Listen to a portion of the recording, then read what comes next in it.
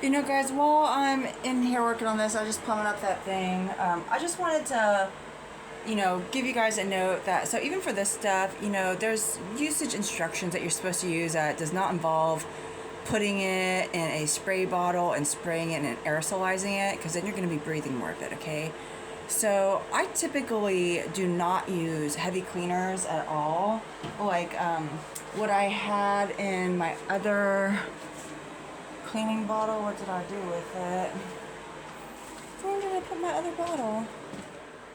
I think I brought it downstairs, but what I have in my other cleaning bottle that is similar to this is basically just essential oils, an antibacterial, antiviral, antimicrobial essential oil mixed with just a few drops of dish soap and water. Okay, so for example, Melissa oil is really good.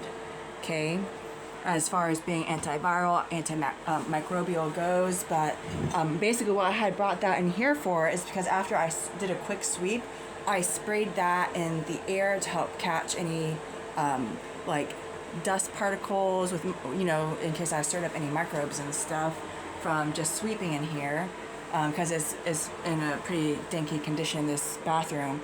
So especially if you are pregnant, okay, you do not want to be using this stuff. You want to be using all natural cleaners. Now, I myself am making an exception because I have some really dinky stuff that I gotta get on top of, and I'm hoping that once I get it cleared, having that water softener is gonna keep me from having to use it again. But again, for those of you who follow me on my other platform, something like 30% of the population or more, perhaps, has what's called an MTHFR genetic mutation. Okay, it's a methylfolate reductase, blah, blah, blah. Some people call it the motherfucker mutation, okay? But what it's gonna do is it's gonna make it so that your body is not producing as much glutathione as you need, especially in today's toxic world, okay? So when you have a glutathione insufficiency, glutathione is the body's master antioxidant. All sorts of bad things start happening, okay? So when you are pregnant especially, you do not want to be doing things that are going to additionally deplete your glutathione levels. If you are a pregnant woman or any person and you're having severe sensitivities to toxic smells and to chemicals and things like that, that is indicative that you have a severe glutathione deficiency issue. Now, when you're pregnant, you don't really want to be doing things like getting intravenous glutathione, because what that does do is it knocks off things like toxic halides off of the iodine receptors and temporarily turns them into free radicals that are extremely toxic. And though that process of when it bumps them off as free radicals between when it finishes mopping them up and neutralizing them doesn't take terribly long, you do not want to be subjecting an unborn baby to that at all. Okay, so if you are a woman and you are wanting to get pregnant, or you're a couple having problems getting pregnant, some infertility issues, okay, as a woman, you want to get the intravenous glutathione treatments before you conceive the baby.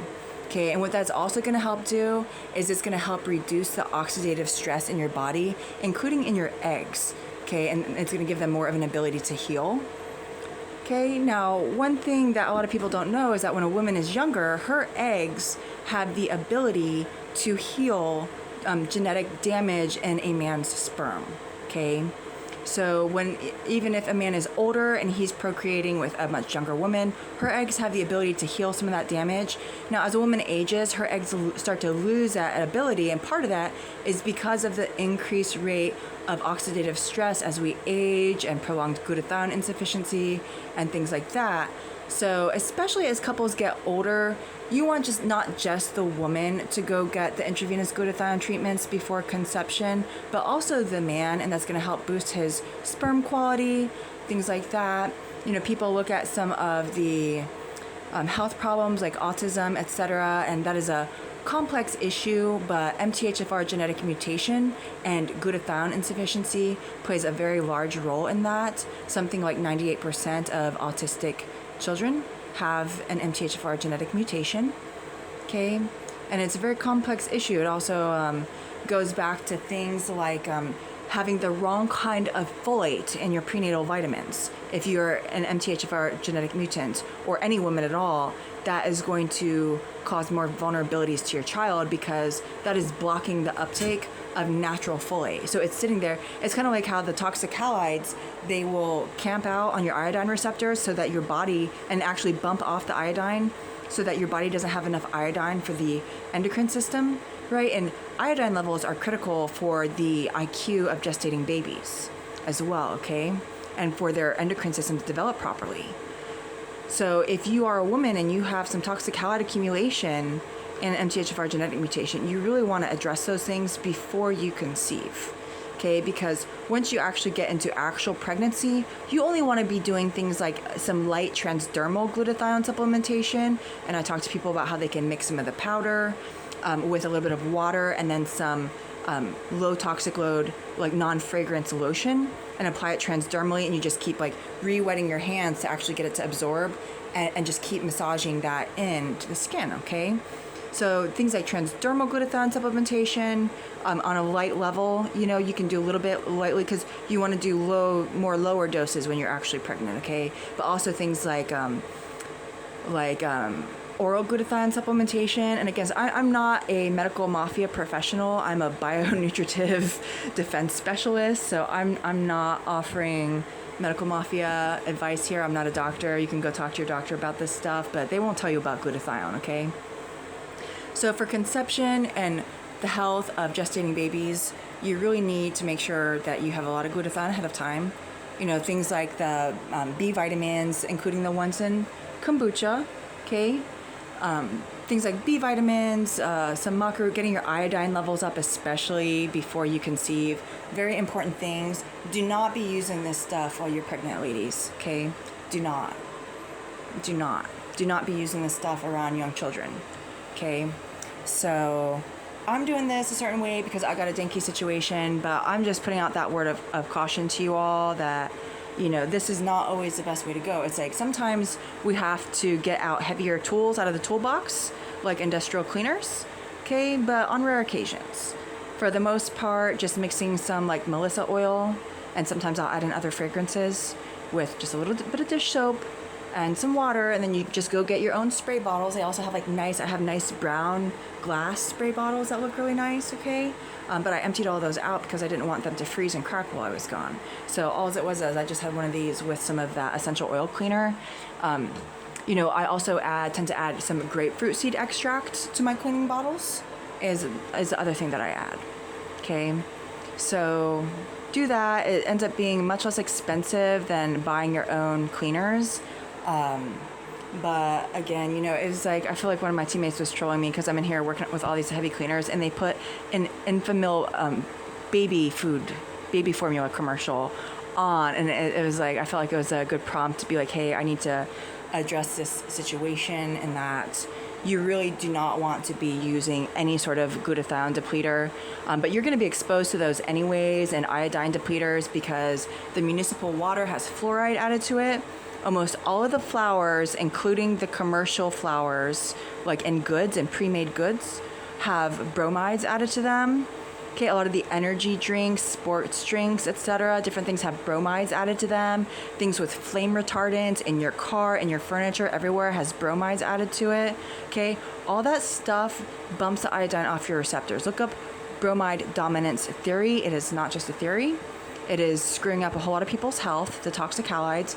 It, you know, they nearly killed me when I was severely sick with Lyme, because what happens is when you get another like undiagnosed infectious disease involved, okay, that is severely depleting your glutathione levels, what happens is you start accumulating the toxic halides at a more rapid pace that can be extremely debilitating.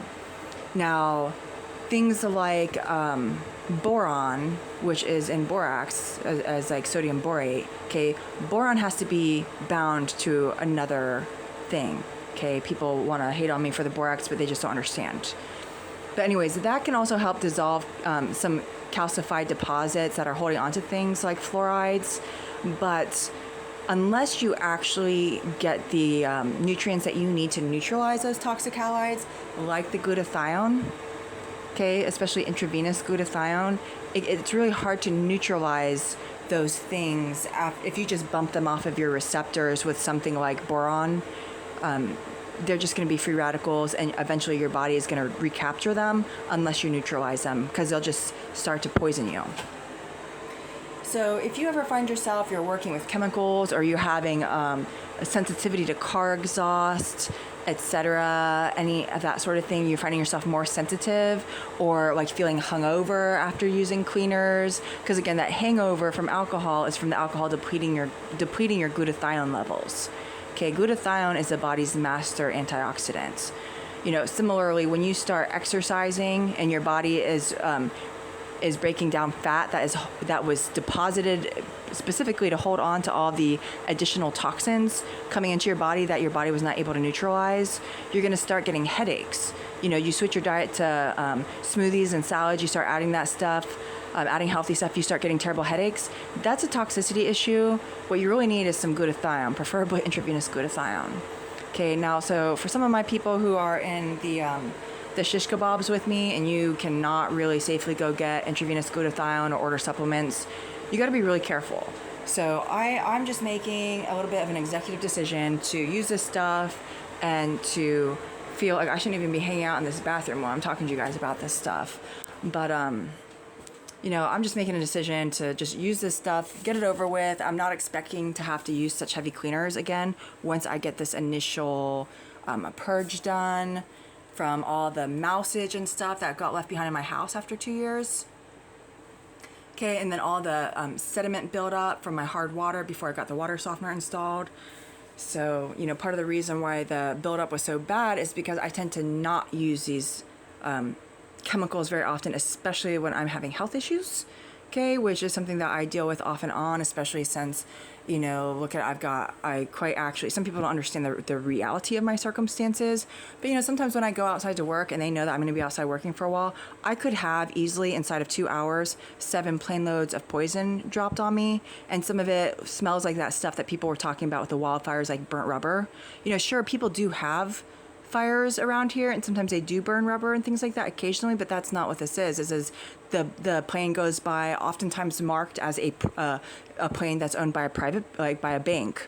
Surprising. I mean, I've been at war with the freaking banking mafia for a while, so it's a lot of these planes that they're marking as civilian planes. They're actually enemy combatants.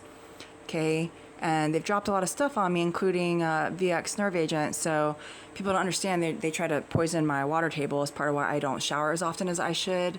But part of the reason why I cleared that out is because what I have to do when I'm actually drinking water that I'm filtering that's coming out of my well, the uptick on the plane loads of poison that get dropped on me, it goes up exponentially. Okay, so when I was just pulling water from the creek, the poison started to go down. Okay, how many plane loads of poison were getting dropped on me went down. So I went back to just filtering my house water through my Berkey again, just to see what would happen. And it's like they just started dropping shit tons of poison on me again. So some of it, I'm not really convinced that my Berkey gets out. So when I go and filtering water from the creek, okay, that really expands the amount of water table that they have to poison. So I don't just have that creek, I have the other creek, I have the river just up the road on my way to the store. I have water, I'm surrounded by bodies of water that come from different areas. Okay, so some people don't understand the reality that I actually, even though I've got running water back in my house, I've been going and filling up 5-gallon buckets. Well, not all the way, but whatever I can fetch and easily carry. I go get those from the creek, and then I'll go when I haven't had something dropped on me for a while, I'll go just fill shit tons of buckets from the creek. Okay, I'll put diatomaceous earth, activated charcoal into my buckets, and then I just let them sit for a while before I filter them through my Berkey. Is kind of what I do. So anyways, these chemicals are kind of, compared to what I usually deal with, is I've dealt with worse. But just a word of caution again to you all, you know, if you have a way to cut out things that are depleting your glutathione levels, then just do it. You know, it can be hard to get things like the Melissa oil without ordering it online, which does come with its own issues. I find myself, I've had to move a lot to ordering things off of eBay because it's not coming through main distribution centers. It's coming from different individuals all over the place, and it's unpredictable, and there's not certain distribution centers that have to be compromised. So for some of you who are in the shish kebabs with me and there are things that you want to order online sometimes, okay, you still have to be careful with the consumables, but even things like my crock pots, you know, have some metal in them. So I order those off of eBay, okay. If I want supplements, I am going to try, I haven't been able to order supplements in a long time, but I am going to try ordering some supplements off of eBay to see how that goes. I am limited on the kinds of tests that I can put things through here, and then our spectrometrist is out in Belarus, and I don't have access to those services. So,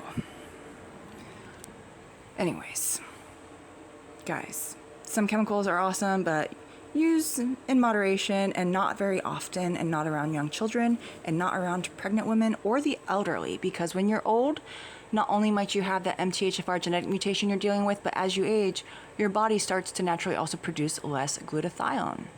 Okay, so glutathione, y'all, if you know anybody who is dealing with any sort of serious health problem, okay, there's a good chance that they have severely depleted glutathione levels. Okay, now for some cancers, you have to be careful with the intravenous glutathione. You have to know what kind of cancer you're dealing with, okay, before you can do that. So that, I don't necessarily recommend everybody just go get loaded up with glutathione, because what we use for that is a lot of high dose IV vitamin C first, okay, because again, the cancers can be caused from iodine deficiency, parasites, different viruses. There's different issues, but depending on what the tumors are like, if you boost the glutathione too much, you can actually make it more difficult for those tumors to get killed off. Okay, so that's the one thing you got to be careful of. Anyways, you guys, I'm just carrying on because, again, I feel like I have some societal responsibility to just put in a word about these chemicals and some other things that are impacting people's health, because I'm not sitting here saying that people should just fill their world full of chemicals. I'm actually a very anti-chemical person typically, but if I need to use chemicals to get a job done, I want to use the best one to get the job done most thoroughly so that I don't have to use them for as long as possible again. Anyways, I'm going to keep at it, y'all.